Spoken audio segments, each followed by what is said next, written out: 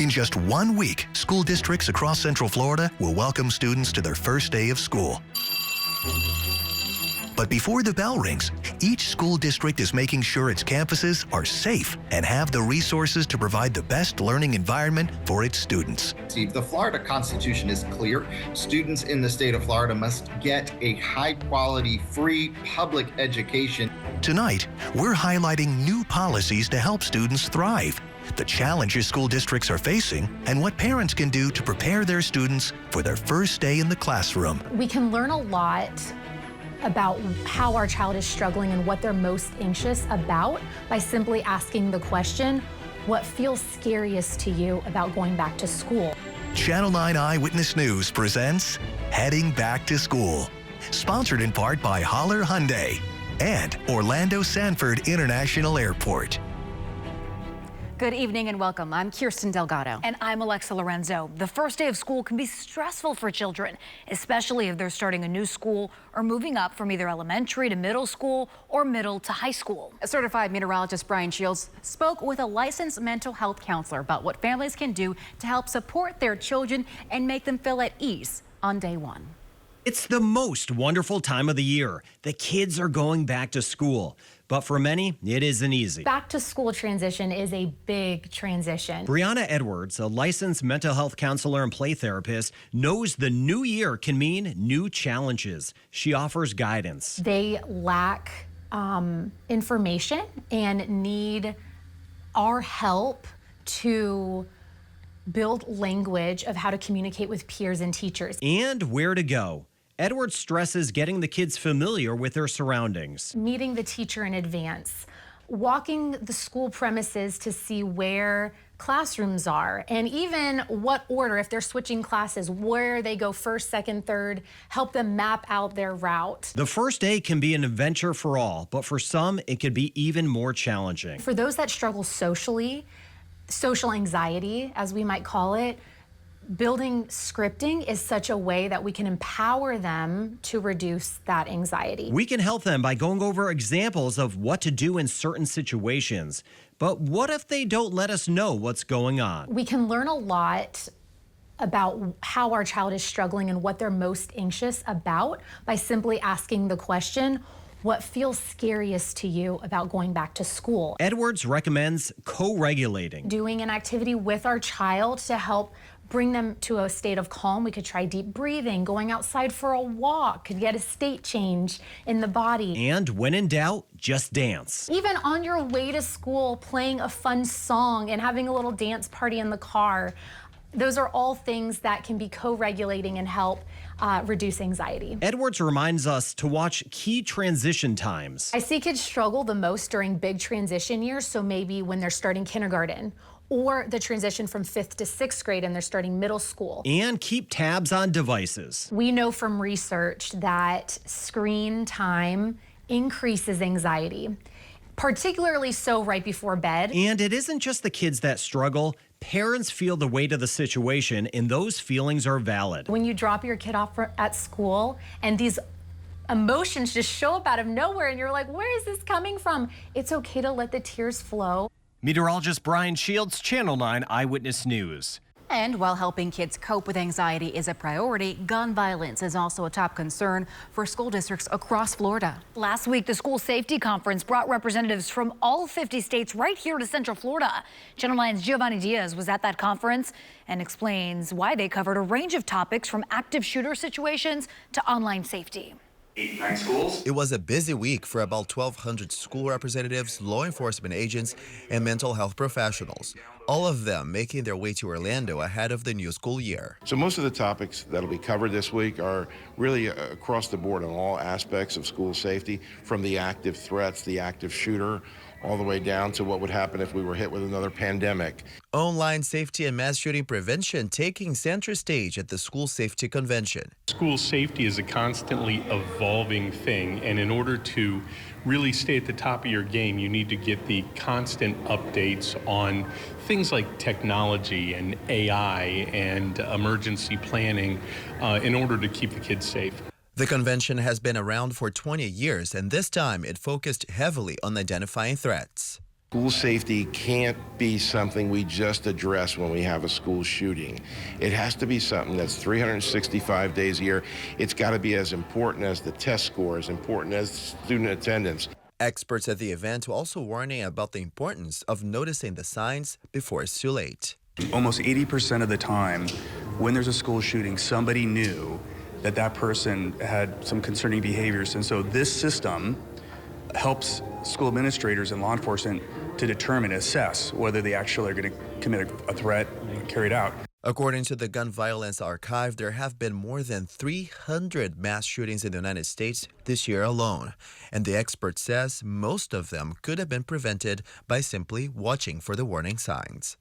In Orlando, Giovanni Diaz, Channel 9 Eyewitness News.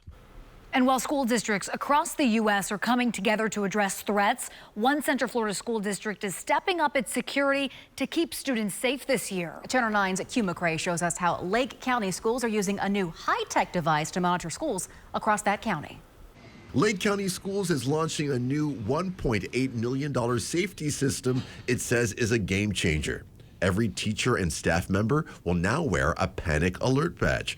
With the push of a button, this badge alerts the sheriff's office to an emergency. Deputies in the real-time crime center can then immediately access live camera feeds from inside the school. We know what the person's wearing, we know what he's armed with, we know what directions he or she is going, and now we don't no longer have to search. We can go hunt for that person. The district says this technology is the first of its kind in the nation.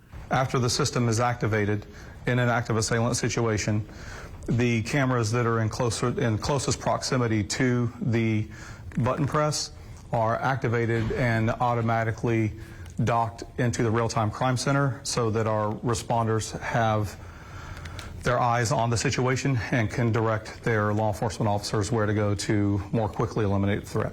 While the new system is a significant step forward, school safety remains a complex issue. The district emphasizes that this technology is just one part of a comprehensive safety plan.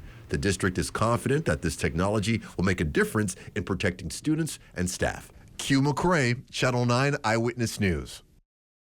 And with safety concerns addressed, school districts have been dealing with another issue, a shortage of teachers and bus drivers. And when we return, we're hearing from school district officials about their push to make sure schools are fully staffed this year. With just 1 week left before the school year begins, public schools across Central Florida are in need of more bus drivers. Those counties have been battling the ongoing shortage for years. And because of that, there will likely be delays when picking up and dropping off students on the first day of class. Channel 9's Sam Martello spoke with the director of transportation in Orange County about the district's push to hire more drivers. We're still about 100 drivers down. It's been more than 15 years since Orange County Public Schools' bus driver fleet was staffed to meet the demand. This coming school year, we're going to have to start with our double backs again, unfortunately.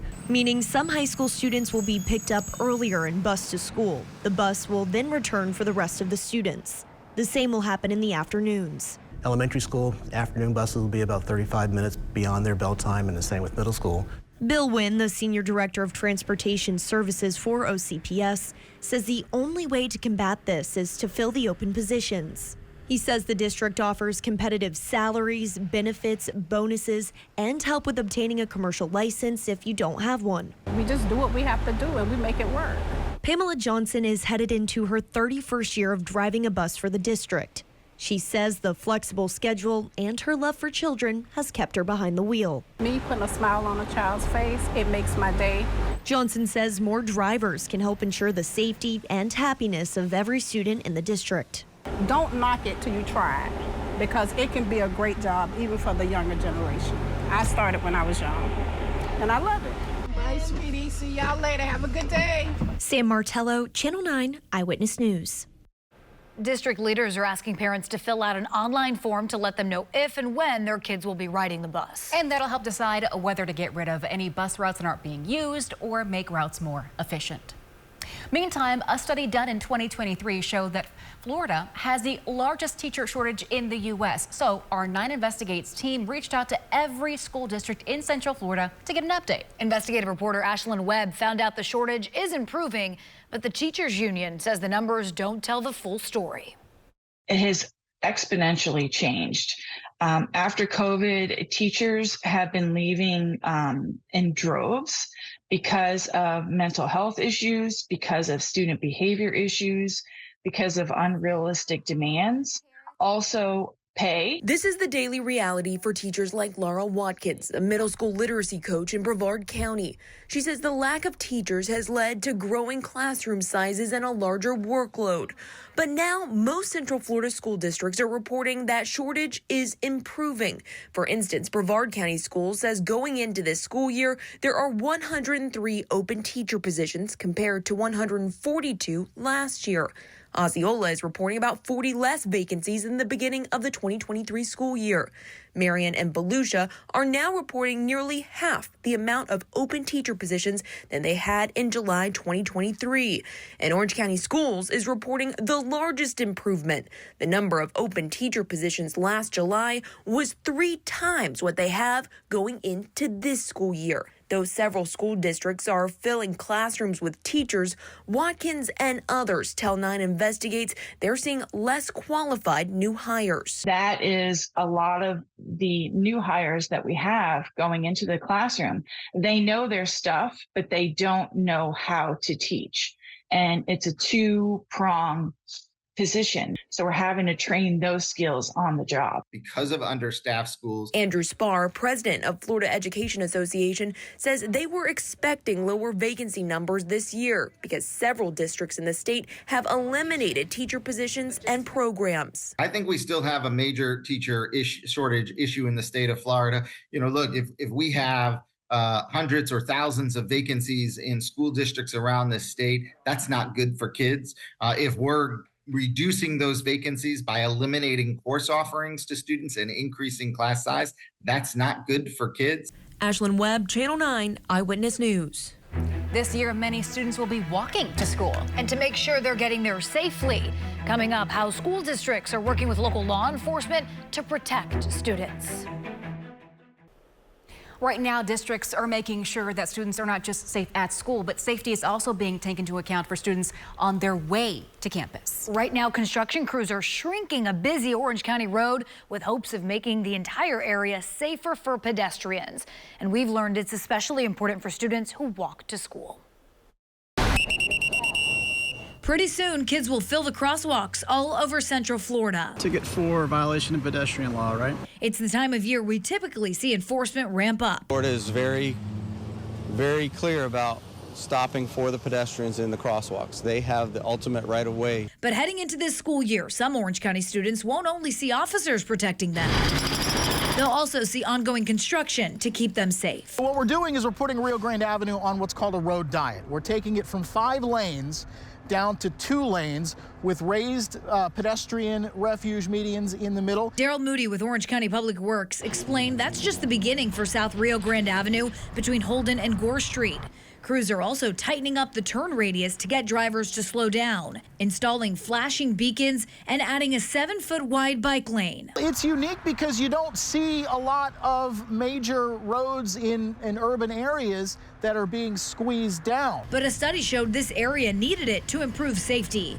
The data showed the number of pedestrian and bicyclist users today is significantly higher than when South Rio Grande Avenue was originally designed and built. We've got 5 schools in the area, a lot of kids walking to and from school, a lot of parents walking their kids to and from schools. The county is wrapping up a similar project along Pine Hills Road near West Colonial Drive, meaning students in that area will see new safety additions when they head back to school.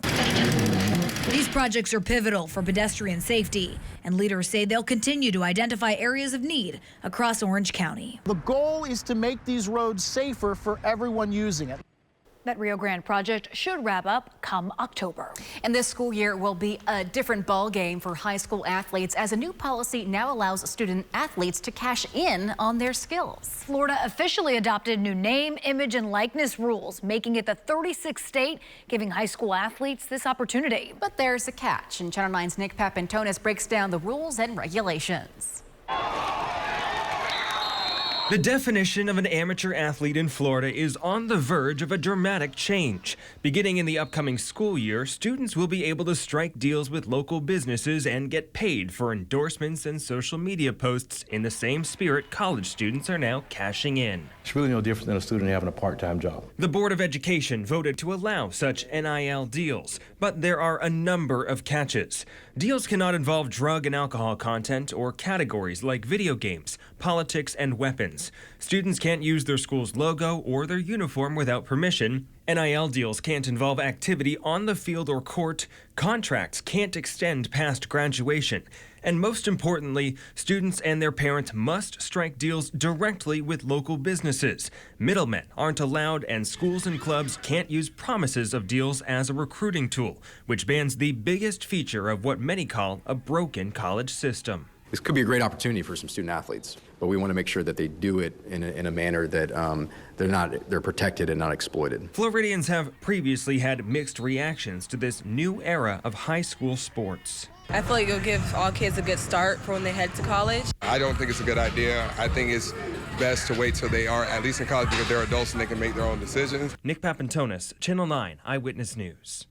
There are consequences for people who break the NIL rules for high schoolers. The first offense will lead to a warning. And if the rules are broken a second time, the student athlete would not be able to represent a school for an entire year. The third offense could lead to high school athletes being barred from competing altogether. Well, as parents here in Central Florida prepare their children for the first day of class, parents of preschoolers are trying to figure out where to send their children to school. Coming up, the issues Head Start programs are facing here in Florida, plus a new school schedule for some Central Florida students. While parents across Central Florida are getting their children ready for the first day of school, those with preschoolers may be left trying to figure out where to send their kid. Thousands of Head Start programs are facing closures across Florida. Analysts are calling it the child care cliff. And so Channel 9's Nick Papantonis asked experts what it would take to save our preschool programs. We have some cubby holes over here for their clothes. For the past 3 years, Chad Chernay has run the Aunt Dolores Child Care Center in Alafaya, educating the community's youngest members in their most formative years. Now, Chernay is on a mission to educate adults on a critical wave that he says is about to come crashing down on Florida and elsewhere. 70,000 plus preschools around the country expected to go bankrupt. I personally believe that it's going to be much more. The so-called child care cliff is happening because for the last few years, preschools were subsidized by the Biden administration's American Rescue Plan. It allowed them to keep costs in check, raise staff salaries above the minimum wage, and make needed repairs. But the funding has dried up, and now the Century Foundation estimates more than 2,000 preschools across Florida are expected to close in the next year or two as parents can't afford higher prices and safety regulations prevent them from adding more slots. We have some preschools who have already closed their doors, and I don't believe it's reached the level to garner the attention of our officials. That cliff is also expected to further strain families who are left competing for the smaller number of spaces. Lexi Vivaris-Ladage said preschools in her area had 18-month wait lists when she tried to sign up her son. My husband's looking at me like, it's a year and a half, no matter where we go. And I just remember being like, ooh, panic. Chernay told us he is frustrated by the lack of attention politicians give to this issue. Studies have shown for every dollar a government invests in early childhood education, it gets nearly $9 back in economic benefits like fewer prisoners, higher wages, and more mothers in the workforce. They subsidize oil. They subsidize the energy sector, the automobile sector, the pharmaceutical sector. Why is it that the wealthiest country in the world cannot subsidize early childhood education? Nick Papantonis, Channel 9 Eyewitness News. August 12th will be the first day of school for the majority of Central Florida students, but some children's summer break ended a few weeks earlier. Yeah, students at Challenger 7 Elementary School in Brevard County were back in the classroom on July 22nd. That early start is part of a year-round school pilot program, and Channel 9's Melanie Holt explains how it works. This school year just started a little early for hundreds of Brevard County students attending Challenger 7 Elementary School in Port St. John. They're part of a new year-round school pilot program. My husband went here when it was year-round, when he was in elementary school, and he loved it. And I'm a teacher, so I'm looking forward to her having the 2 weeks off after every 9 weeks. It was Governor Ron DeSantis who signed a law establishing a 4-year pilot program for year-round schooling for Florida school districts beginning in the 2024-2025 school year, with the goal of studying the issues and the benefits. I think this is going to help alleviate some of that, where the students are having to spend a month really learning what they learned last year, getting them back on track. So hopefully that will help translate into, our students achieving higher scores and retaining more information, and our teachers feeling refreshed and not burnt out. I feel like they'll be a little bit more engaged throughout the year. That way she has a little bit of time off. She gets a little bit of a break for, let's say, spring break. She gets 2 weeks. She still gets Christmas, Thanksgiving. With breaks, students will finish the school year the same time as those who are not on a modified calendar. The district plans to keep an eye on student achievement, student attendance, and teacher absences. I'll just kind of gauge it by that, seeing how content he is. Melanie Holt, Channel 9 Eyewitness News. The rest of the district returns to class on August 12th, but students in Sumter County, they go back on the 14th. And before those kids head to school, they'll need supplies, which can be quite costly. That's why Florida offers a back-to-school sales tax holiday, and you can take advantage of it right now. You can buy items tax-free, including most school supplies under $50, clothing, shoes, and accessories under $100, and personal computers less than $1,500. The back-to-school sales tax holiday runs through next Sunday, August 11th, so just 7 days left to shop tax-free. Well, we appreciate you watching this evening. Thank you for watching our Heading Back to School special, sponsored in part by Holler Hyundai and Orlando Sanford International Airport. Have a good night.